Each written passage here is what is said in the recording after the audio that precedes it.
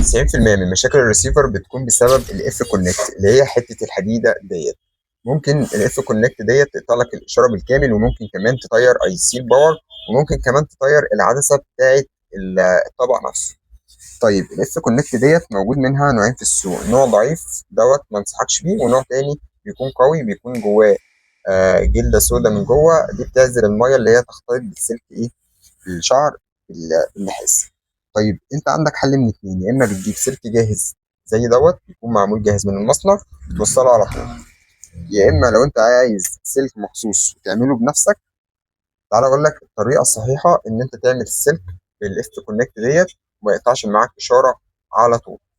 اول حاجه بتجيب بنسه زي ديت او مقص او قطر، وتبتدي تقطع الغلاف الاسود زي كده من بره، لف لفه بسيطه كده، ويظهر معاك اللي هو الغلاف البلاستيك دوت، هتقطعه بنسة كده،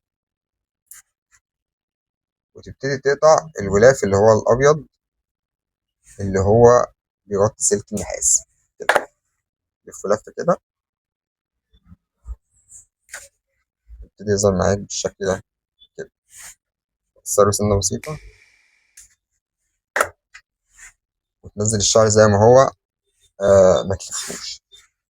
حط الكونكت من غير ما تبرمه شمال ولا يمين عشان ما يبوظش السلك. السلك الشعر دوت هتطلعه لفوق كده، ما تقطعوش. الخطوات دي مهمة جدا.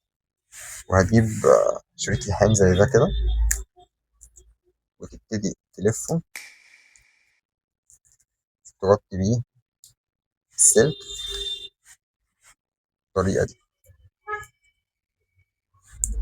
كده. احنا لسه مخلصناش.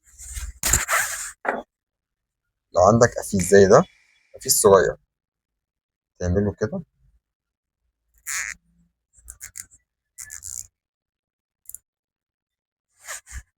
وتجيب قفيز تاني صغير،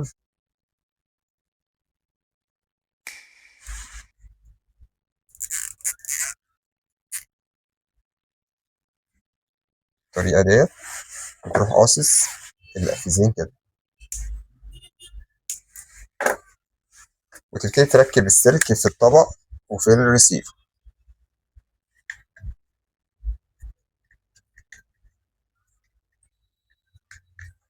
هيفضل معاك مدى الحياة من غير ما يتقطع، تفضل تشد فيه شمال يمين، مطر، رعد، برق، مش هيفصل غير في حالة واحدة، لو السلك نفسه اتقطم أو حصل له حاجة.